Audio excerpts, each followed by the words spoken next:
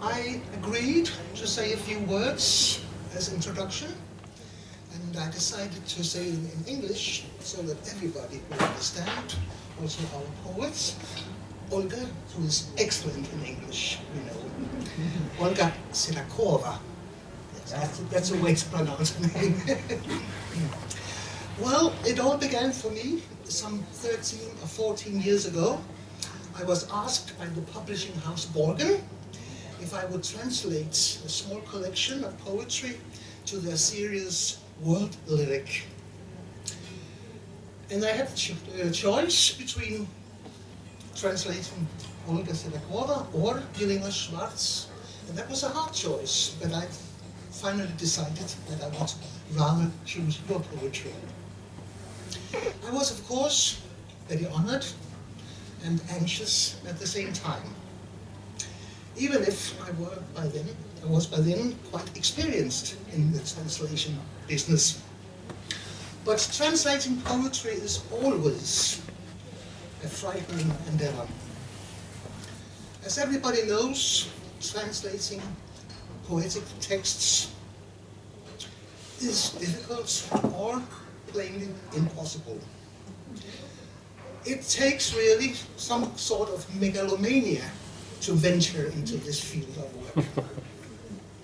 That is, if you have the ambition to produce real, genuine poetry instead of just a plain prose version of the original. And that was my ambition always. Well, but still there are different levels or shades of megalomania. So, long ago, I made up my mind I will not translate the great Russian poets, Pushkin, Lermontov, and poets from the Russian Golden Age at all. I did try from time to time if I could do it, but never succeeded. So I decided that that task is more than impossible. It is impossible, impossible, impossible. It's a little bit easier, perhaps, to deal with the other Metal Age, not the Golden Age of Russian poetry, but the so-called Silver Age of Russian poetry. The Silver Age, we call this period beginning with the symbolistic movement, which concerned Alexander Blok and many others. Later the Acmeist grouping, when Anna Akhmatova, Osip Mandelstam and others.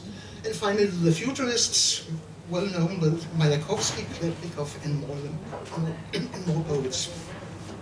And not least solitary geniuses like Marina Tsvetaeva and Boris Pasternak.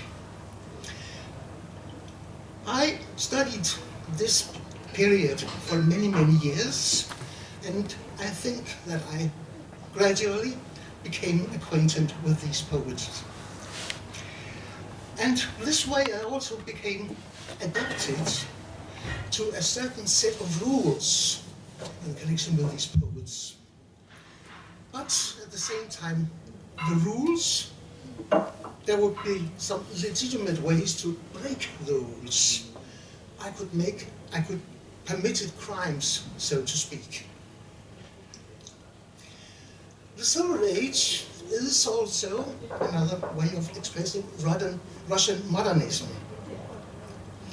And modernism is a confusing concept all over the world. And for us in the West, it may be even more difficult to understand Russian modernism because we have another set of rules, another kind of breaking the rules. In the West, we will automatically expect vers libre, that is, poetry without meter and rhymes. That is more or less what we understand as a hallmark of modernist poetry. But not so in Russia.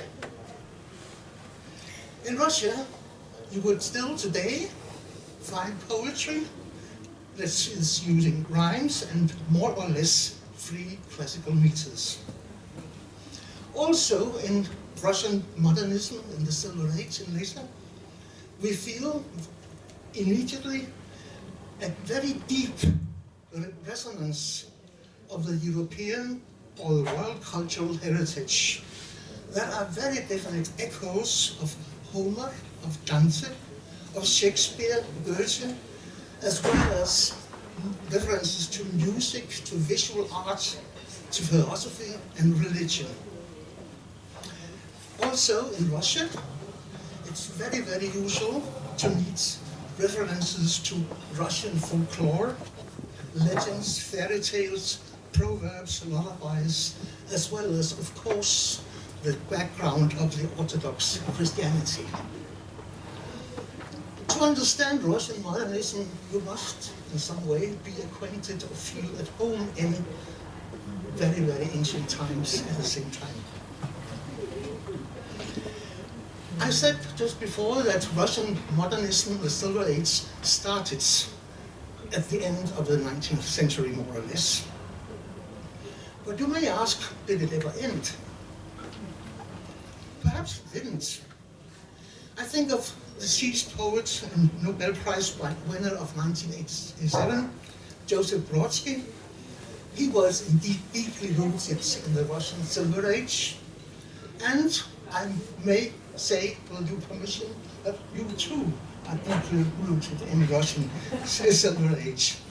And you, Olga, are definitely very much alive and still producing verse, modern verse, with these echoes of the old, I will say.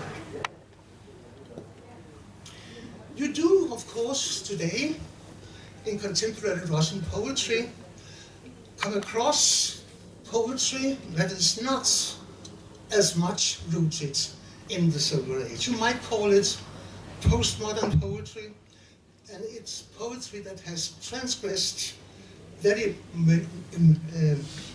many more boundaries than before. I have tried myself to read that kind of poetry. Sometimes I'm impressed, but I must admit that I'm never really moved by it.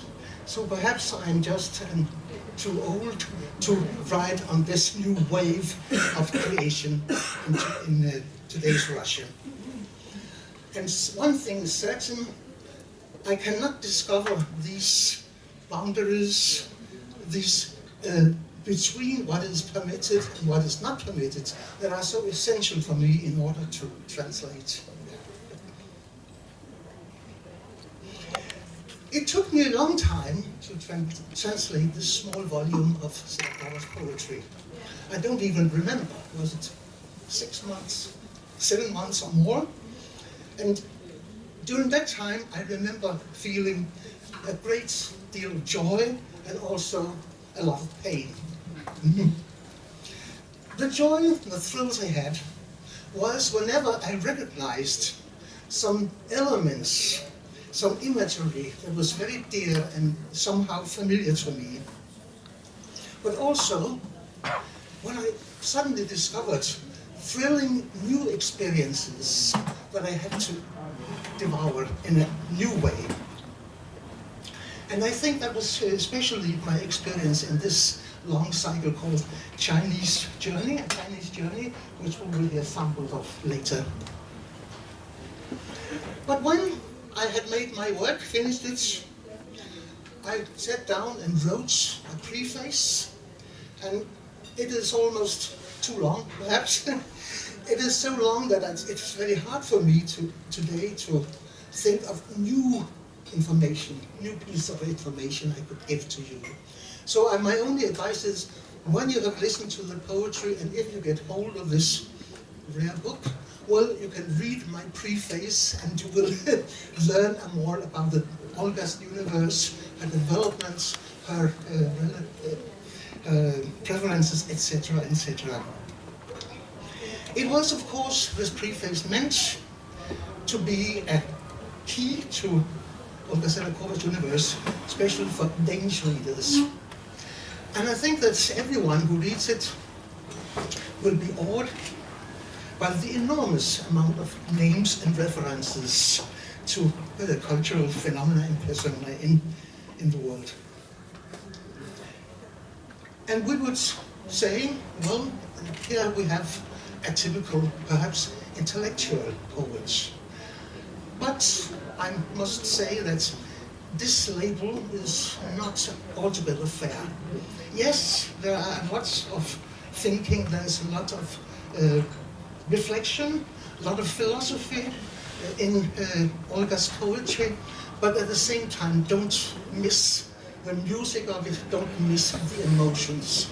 It is even more so important when you read and you listen to the poetry.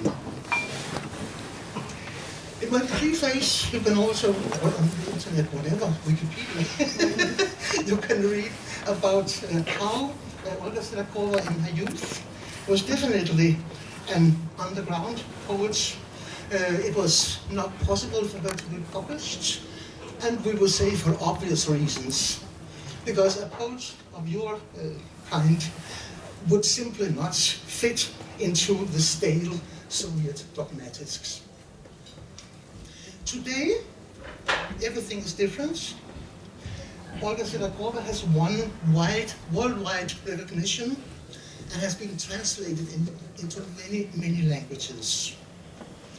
But sometimes I wonder, maybe she is still some kind of an underground poet, some kind of an interior exile in our world with all these shitstorms, all these horrible demands of speed and speed. Maybe you would later comment upon this kind of suggestion that I gave just here.